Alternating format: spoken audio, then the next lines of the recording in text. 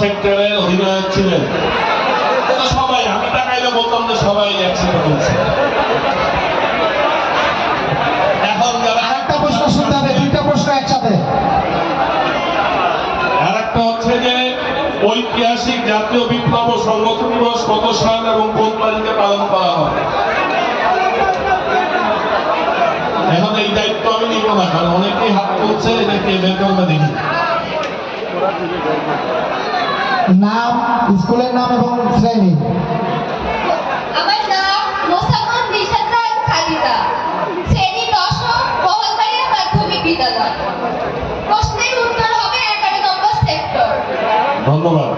দ্বিতীয় প্রশ্নের উত্তর হবে ৭ই নভেম্বর ১৯৭৫।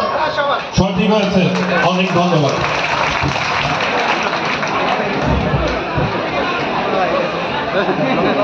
মেরে দেবো।